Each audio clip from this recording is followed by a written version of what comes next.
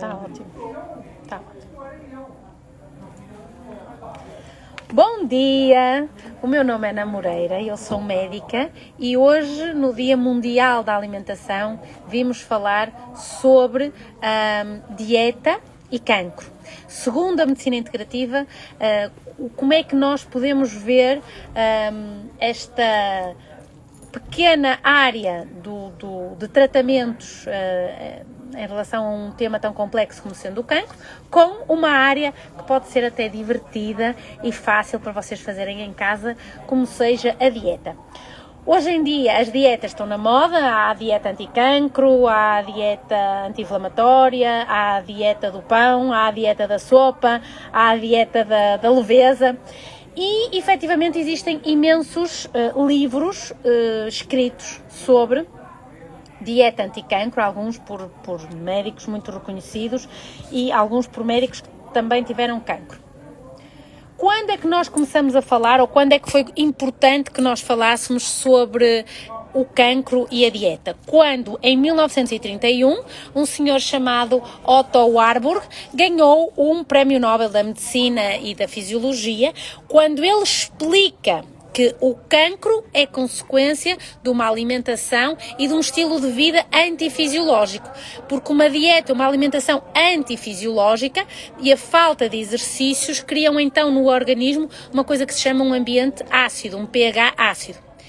E esta acidez, por sua vez, o que faz é sequestrar o oxigênio das células, portanto vai-se caracterizar por uma maior concentração de íons de hidrogênio na água, sendo que estas se combinam com o oxigênio intracelular, que vai resultar na diminuição da concentração de oxigênio no interior da célula e, portanto, levar ao que chamamos hipóxia. Então, a hipóxia sufoca as células que passam a obter energia pelo processo bioquímico anaeróbico chamado fermentação. Portanto, as células cancerígenas são então consideradas células fermentadoras. Então, deste modo, a acidez e a hipóxia são as causas primárias das células cancerígenas fermentadoras e do cancro. Então é muito importante sabermos que a comida pode ser ácida ou alcalina. Então, por exemplo, quando estamos a falar em refrigerantes, em açúcar, nós estamos a falar em comidas com pH, por exemplo, de 3. Quando falamos em carne vermelha, ou queijo, ou gelados, ou pipocas, ou café, estamos a falar nos alimentos com pH de 4. Quando falamos em arroz, ou batata, ou carne, peixe, alguns legumes, já temos um pH de 5 e 6 e depois, efetivamente, temos um pH de 7. Quando falamos, por exemplo, no azeite e na água, idealmente a água devia ter um pH de 7, embora a maior parte da água que bebemos não tenha, e depois um pH de 8, de 9 e 10, quando já falamos na fruta e na maioria dos legumes. Então, o que é importante saber? É que a nutrição, aquilo que chamamos de nutrição, é um dos aspectos modificáveis mais importantes do nosso estilo de vida e que pode afetar a nossa saúde e o risco de cancro. Então, quando temos uma dieta com alto conteúdo em gorduras, com o que chamamos de overnutrition, isso leva a uma disbiose intestinal. Esta disbiose intestinal, por sua vez, leva a uma inflamação, que pode levar ou não a excesso de peso, que pode levar a um stress oxidativo e tudo isto vai levar, sem dúvida, a um ambiente propício a cancro. Okay? Então é muito importante que saibamos isto porque podemos controlar aquilo que comemos, podemos controlar o nosso intestino, podemos controlar o stress oxidativo e, portanto, como é que está o ambiente da matriz extracelular do nosso corpo e podemos controlar, sem dúvida, aquilo que se chama a inflamação. Isto significa que com isto podemos evitar o aparecimento de algum tumor no nosso corpo, mas também, se tivermos algum cancro, podemos de alguma forma ajudar a melhorar todo o ambiente daquele tumor. Sabemos que a inflamação crónica, já falei muito disto, aquilo que se chama a inflamação silenciosa ou inflamação crónica persistente, é uma inflamação, exatamente como o próprio nome diz, crónica, ou seja, não é uma inflamação aguda, não é que eu tenha uma dor no ombro e está vermelho, está quente e dói-me, isso é uma inflamação aguda, ou quando eu me corto ou tenho uma queimadura, isso é uma inflamação aguda. Uma inflamação crónica E aqui o que dizemos que é uma inflamação crónica silenciosa é uma inflamação do nosso tecido conjuntivo, da matriz extracelular, dos nossos órgãos, e por isso esta chamada inflamação crónica é muito importante, porque está a ser considerada neste momento como causador de muitas doenças da nossa sociedade, como por exemplo doenças cardiovasculares, o cancro, os diabetes, doenças crónicas a nível renal, doenças hepáticas do fígado que não sejam alcoólicas, doenças autoimunes e doenças neurodegenerativas. Então, sabemos que as infecções crónicas de repetição, são muito importantes e são muito importantes reconsiderarmos, por exemplo, nas crianças, a inatividade física, o excesso de peso ou obesidade, a disbiose do intestino, que é a alteração da flora, portanto, embora as pessoas contam-nos que o intestino funciona todos os dias, mas isso não significa que não tenham uma desbiose intestinal, ou seja, uma alteração da flora. A dieta inadequada, uma dieta inflamatória, uma dieta ácida, e o stress, obviamente, o stress crónico, a radiação, o isolamento social é um fator de inflamação, por isso é muito importante, a insónia ou o sono perturbado e os xenobióticos, os agrotóxicos, são alguns dos exemplos que levam a isto que nós chamamos inflamação crónica persistente, e esta inflamação crónica persistente leva então a doenças cardiovasculares, a cancro, a depressão, doenças autoimunes, a doenças neurodegenerativas, síndrome metabólico, etc. Então, com isto, conseguimos entender que uma dieta anti-inflamatória e uma melhoria de nossos comportamentos, aquilo que chamamos de estilos de vida, pode prevenir até cerca de 40% dos casos. Então, isto já, dos casos de cancro. Então, isto já é algo que nós podemos prestar a nossa atenção, porque 40% dos casos de cancro já é alguma coisa. Então, sabemos, por exemplo, que um alto consumo de comida orgânica e biológica está associado a um risco diminuído de cancro. Sabemos também que as exposições aos xenobióticos estão relacionadas com o aumento de casos de cancro. Então, o que é muito importante? Nós conseguimos saber. É muito importante percebermos que a comida, os plásticos, os revestimentos das nossas casas, isso pode levar-nos a termos um aumento da frequência de cancro. Enquanto à dieta, sabemos, por exemplo, uma dieta vegetariana, uma dieta vegana, sem dúvida que tem um efeito protetor em relação ao cancro, exatamente porque nós precisamos de mais vegetais do que aqueles que comemos, e também porque, se perceberam o que eu expliquei, como os vegetais, os legumes, principalmente se são orgânicos e biológicos, têm um pH de 8, 9 e 10, então promovem-nos uma melhoria do pH intracelular do nosso organismo. Então, com isto sabemos também que é importante comermos o grão. O grão que estamos a falar aqui não é o grão de trigo, aqui a ideia é comermos outro tipo de grão, como por exemplo o camute, como por exemplo a espelta, como por exemplo o milê. Então são grãos inteiros, aquilo que nós chamamos, quando dizemos integral, quer dizer inteiro, o integral está muito mal visto. Então, quando comemos o grão inteiro, o integral, isso significa que tem a casca, está também relacionado com uma diminuição do risco de aparecimento de cancro. Aquilo que chamamos a dieta mediterrânica não é mais do que, efetivamente, uma dieta anti-inflamatória, uma dieta rica em antioxidantes. Isto porquê? Porque supostamente era muito rica em azeite, muito rica em peixe do mar e muito rica em vegetais. Esta era o que chamávamos antigamente a dieta mediterrânica.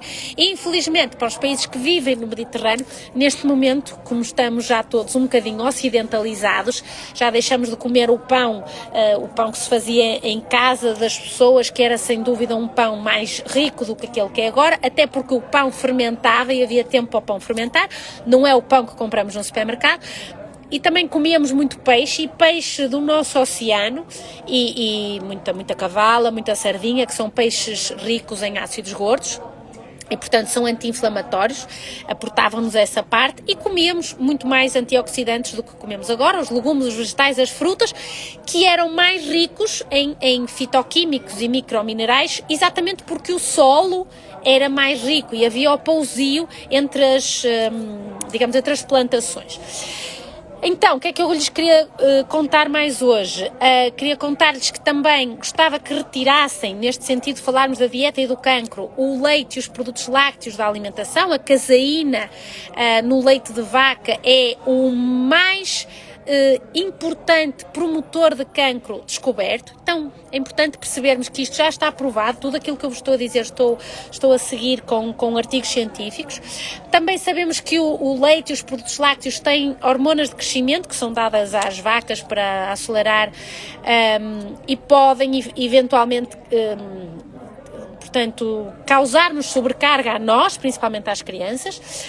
Também existem alguns artigos que demonstram a ligação ou que encontram alguma relação entre os lácteos, os produtos lácteos, com algumas doenças crónicas, como por exemplo a osteoporose, como por exemplo o diabetes, como por exemplo doenças cardiovasculares, então é importante sabermos isto. E a pergunta do milhão, que já sei que vai vir aí, que é o cálcio.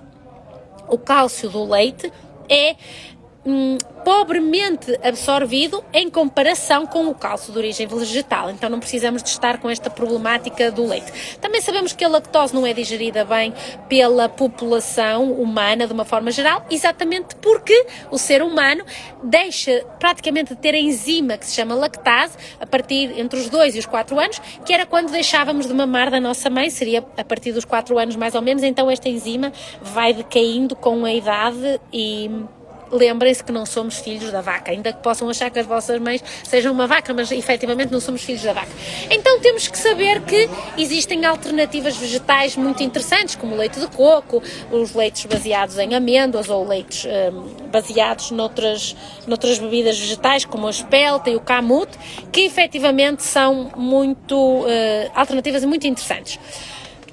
Por último, a questão da carne, portanto a carne, principalmente as carnes que são processadas, então por exemplo as salsichas, o bacon, os salames, são considerados pela empresa, pela organização Cancer Research em Inglaterra como causadores de cancro do grupo 1. Isto significa o quê? Que já se dedicaram a estudar e a perceber a relação entre um alimento e o aparecimento de um cancro, seja ele qual for. Então, estes alimentos estão considerados como grupo 1. Significa que existe uma relação positiva e completamente estudada entre estas carnes que acabamos de falar, que no fundo são carnes processadas, e o aparecimento do cancro. Depois temos, por exemplo, o porco, a vaca e a ovelha, no grupo 2A. Isto significa que provavelmente podem causar cancro. Então é importante sabermos isto. E é importante sabermos que as evidências científicas em carnes processadas está completamente descrita e significa que, portanto, estes alimentos que eu acabei de falar não devem comer baixo nenhuma circunstância. Ok? E está também muito estudado porque é que isto acontece, ou seja, o que é que este tipo de carnes processadas provoca no nosso corpo para que isto aconteça, não é o teor desta nossa conversa, mas isso já está aprovado.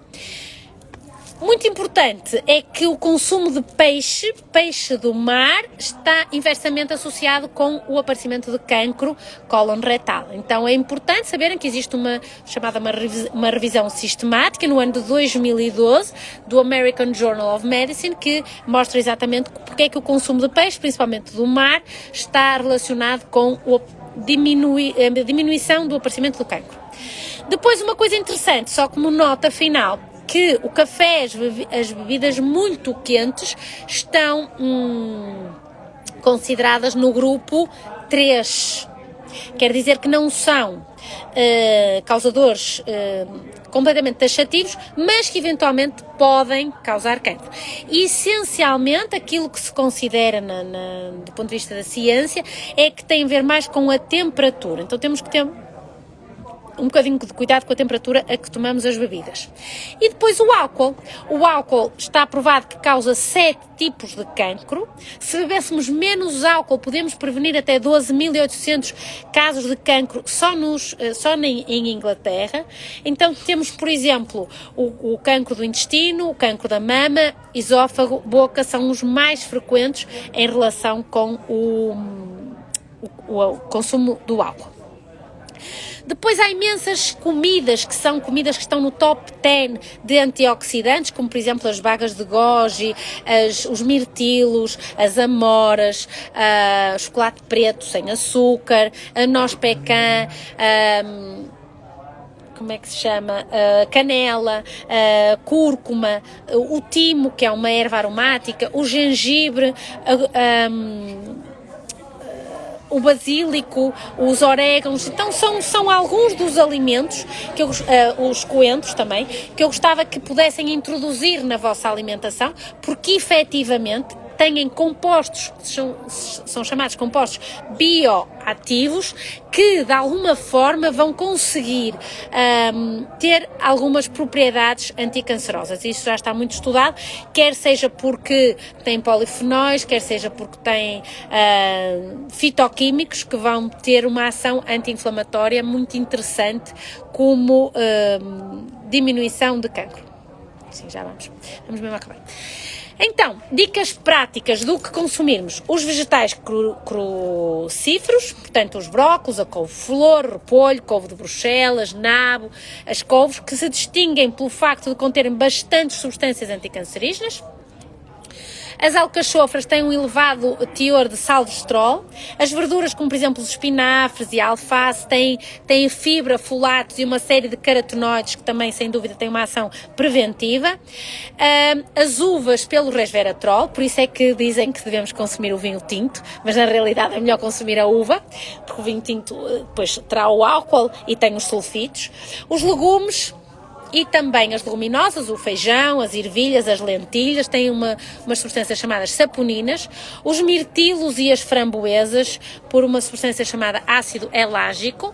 As sementes de linhaça, as sementes de linhaça que têm ácidos gordos essenciais. As sementes de chia, as sementes de sésamo, também são muito interessantes.